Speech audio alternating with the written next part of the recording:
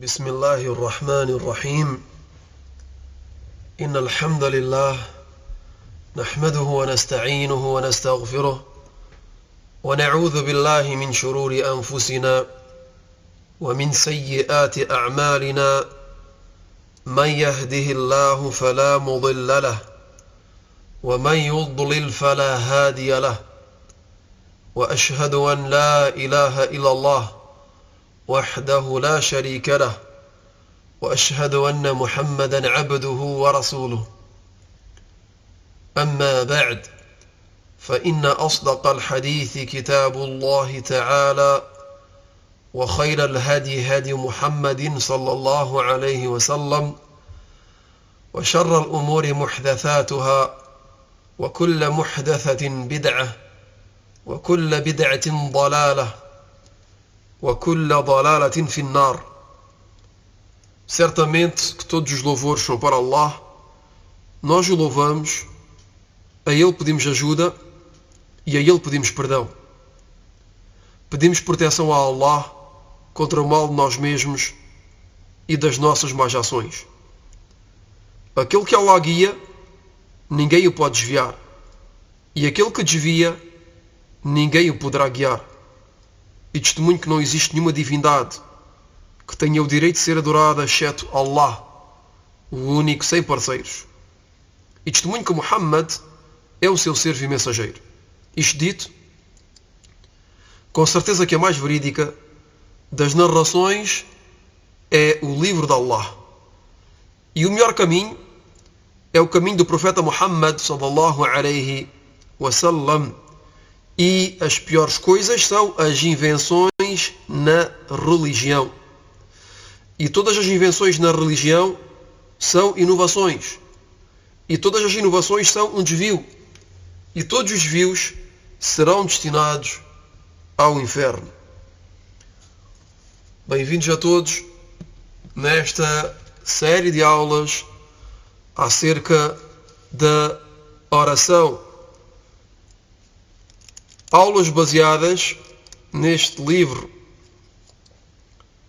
intitulado Talkhisu Sifati Salati Nabi sallallahu alayhi wa sallam min at-takbiri ila at-taslimi ka'annaka taraha للعلامة المحدث محمد ناصر الدين الألباني رحمه الله. O resumo da descrição da oração do profeta sallallahu alaihi wasallam, desde o takbir até às saudações finais, como se tu a visses, do autor, o nobre Sheikh al-Muhaddith Muhammad Nasir al-Din al-Albani rahimahullah.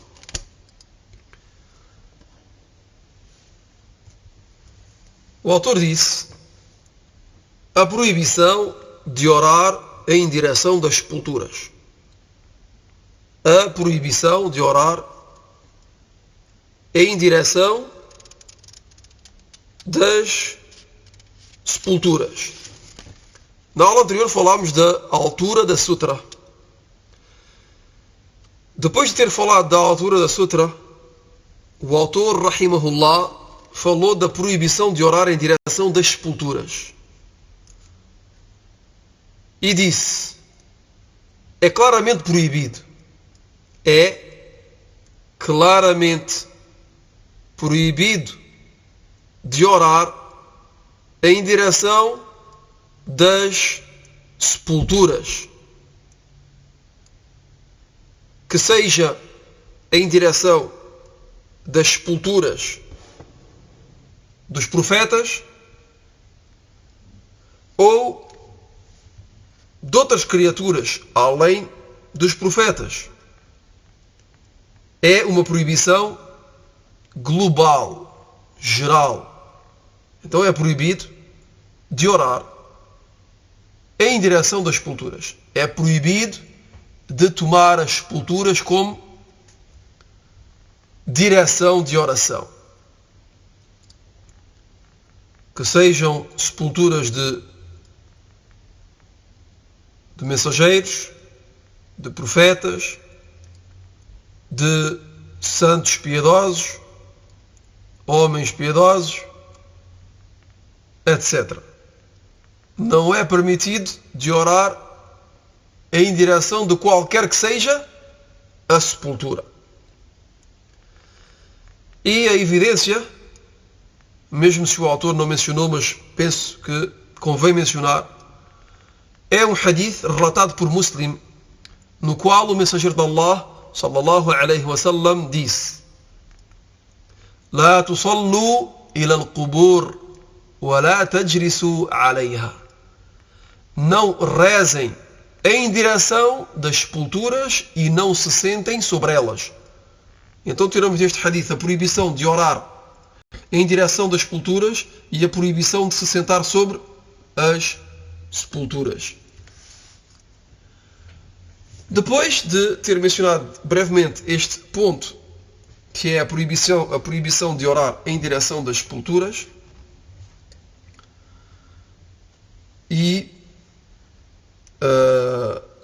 lembro aqui que este ponto foi esclarecido numa outra série de aulas que tem como título a importância do monoteísmo na adoração. Uma série de aulas que contém mais ou menos 20 ou 25 lições.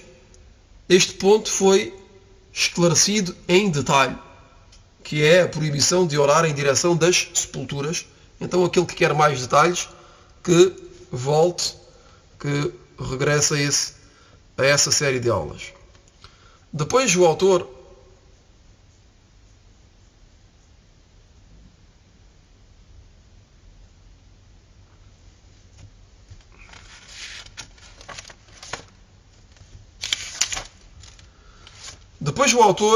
disse: a proibição de passar pela frente de uma pessoa que está a orar. A proibição de passar pela frente de uma pessoa que está a rezar. E isto mesmo se for na mesquita sagrada da Meca. Da Meca. Então voltamos a falar do assunto da sutra, pois este assunto está relacionado com a sutra. Então temos de compreender que a pessoa, logo que faz a oração, a faz atrás de uma sutra.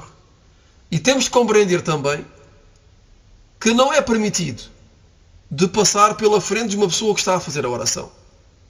Não é permitido de o fazer, é proibido de passar pela frente de uma pessoa que está a orar. Pela frente de uma pessoa que está a orar. Se esta pessoa que está a orar tomou uma sutra, está a orar atrás de uma sutra, então aquele que quer passar pela sua frente tem de passar depois da sutra. Mas não pode passar entre a pessoa e a sutra. É proibido de passar entre a pessoa que está a rezar e a sutra que tomou. Por exemplo, imaginamos que uma pessoa está na mesquita e tomou um pilar da mesquita como sutra. Então, aquele que quer passar não pode passar entre a pessoa e a sutra, mas pode passar depois da sutra, depois do pilar, do outro lado. Então o autor, rahimahullah, disse: e não é permitido de passar pela frente de uma pessoa que está a orar em direção de uma sutra. E o autor não disse, mas também não é permitido de passar pela frente de uma pessoa que não tem sutra. Imaginemos que uma pessoa está a rezar na mesquita e que não tomou sutra. Está a fazer a oração no meio da mesquita. O facto que esta pessoa não tenha tomado uma sutra não quer dizer que é permitido passar pela sua frente. Temos de passar por outros. Não podemos passar, pela sua frente diretamente, mas temos de nos afastar de pelo menos, imaginemos que ele tinha uma sutra, e como dissemos nas aulas anteriores, são mais ou menos 3 passos. Então, se por exemplo uma pessoa se encontra nesta situação que é que tem de passar e há uma pessoa que está a fazer a oração, sem sutra, sem nada à sua frente, então o que é que a pessoa deve fazer? Se tem de passar, então a pessoa vê mais ou menos a distância de 3 passos, o local onde a pessoa vai colocar a sua testa, aquele que está a orar e que não tem sutra, e passa pela frente. Então a pessoa toma como segurança 3 passos, pelo menos, e só passa depois desse espaço. A pessoa toma como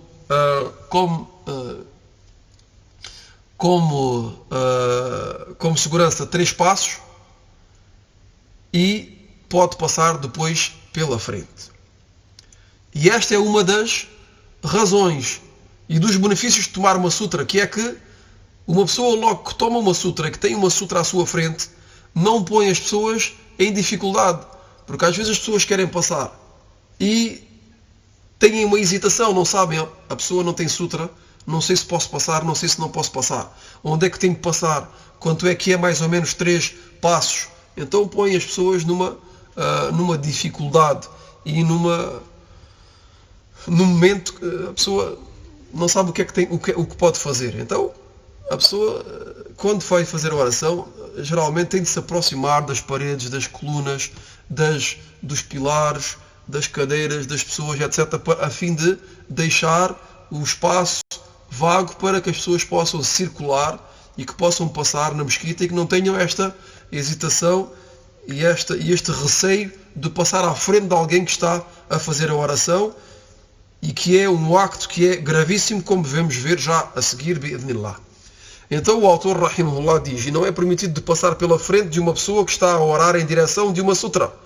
E esta proibição é geral, engloba todos os locais e todas as mesquitas, e não há diferença entre a mesquita sagrada e as outras mesquitas, pois em todas elas é proibido de passar pela frente de uma pessoa a rezar.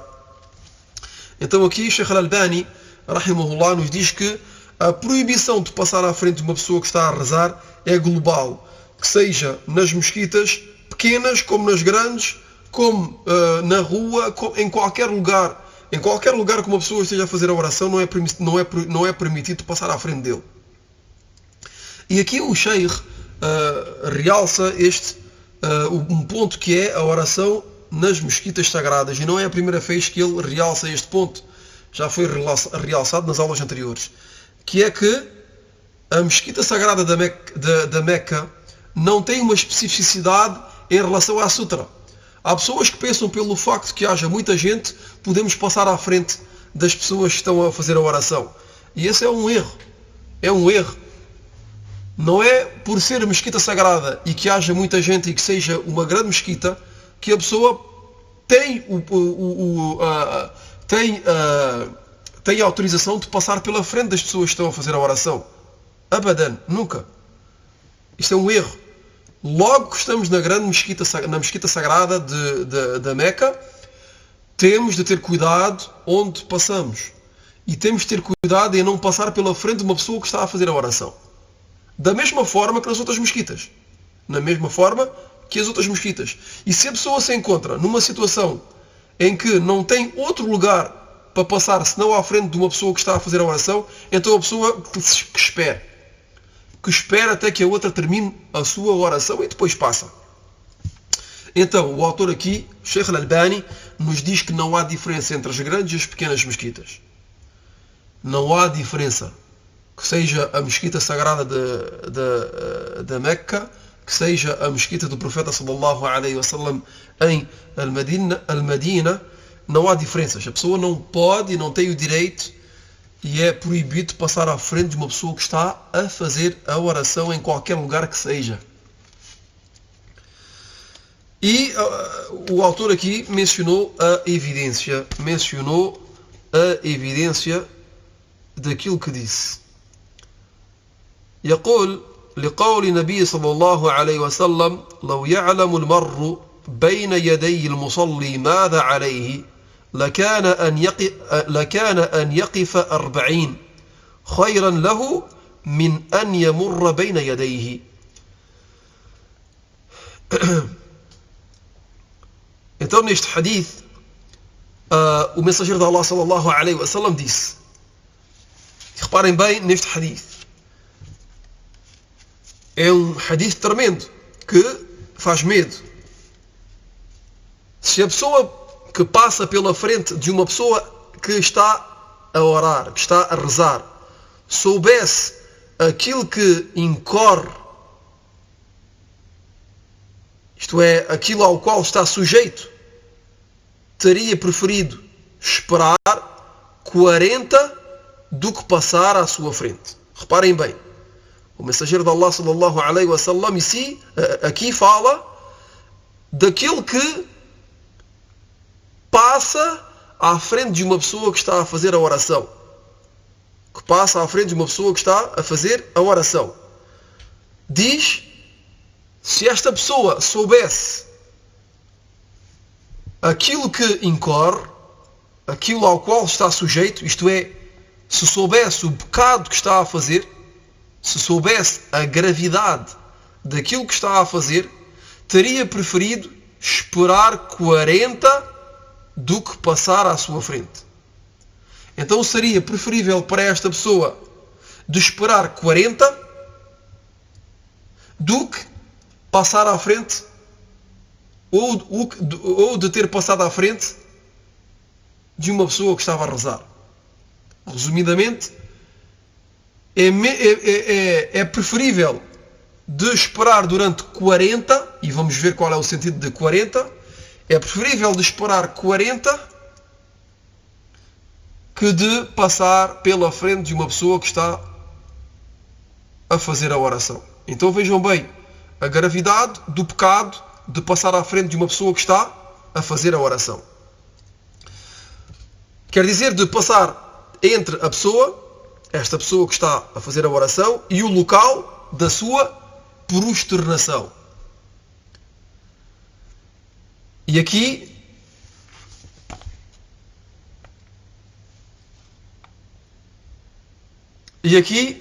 o autor nos dá uma precisão daquilo que foi mencionado anteriormente. Anteriormente, há poucos instantes, falei do caso daquele que se encontra na situação que é que à sua frente está uma pessoa a fazer a oração, mas sem sutra. Uma pessoa à sua frente a fazer a oração, mas sem sutra. E esta pessoa necessita de passar. Tem de passar. Então onde é que a pessoa vai passar? Onde é que a pessoa vai passar? Aqui o autor nos diz que é no local onde a pessoa se vai prosternar. Quer dizer que a pessoa olha mais ou menos o local onde a pessoa se vai prosternar, e se a pessoa estiver já prosternada ainda é mais fácil, e a pessoa passa depois do local da prosternação, como dissemos há poucos, que é mais ou menos, imaginemos que a pessoa está na posição de pé e que não está prosternado. Se a pessoa estiver prosternada é mais simples. A pessoa sabe que depois da prosternação pode passar, mesmo se a outra não tiver uma sutra. Mas imaginemos que a pessoa está na posição de pé, está a ler o Alcorão. Então como é que fazemos? Fazemos mais ou menos uma estimação de 3 passos. 3 passos à sua frente, e podemos passar depois destes 3 passos. Mas entre os seus braços à sua frente, a pessoa não pode passar, como esclareceu aqui o autor, o grande Sheikh Al-Albani, rahimahullah ta'ala. E, para terminar, convém de dizer que aqui o narrador deste hadith duvidou sobre o termo 40. Dissemos 40. Qual é o sentido de 40? 40 dias? 40 meses? 40 anos? Não se sabe. Então vejam a gravidade. Quer dizer que é preferível a uma pessoa de esperar de pé 40 dias, ou 40 meses, ou 40 anos, que de passar à frente de uma pessoa que está a fazer a oração. Tudo isto nos demonstra a gravidade de passar à frente de alguém que está a orar e que é preferível de esperar 40 que de passar pela frente de uma pessoa que está a fazer a oração. Ficamos por aqui. هذا والله أعلم وصلى الله وسلم على نبينا محمد وعلى آله وصحبه أجمعين سبحانك اللهم وبحمدك أشهد أن لا إله إلا أنت أستغفرك وأتوب إليك.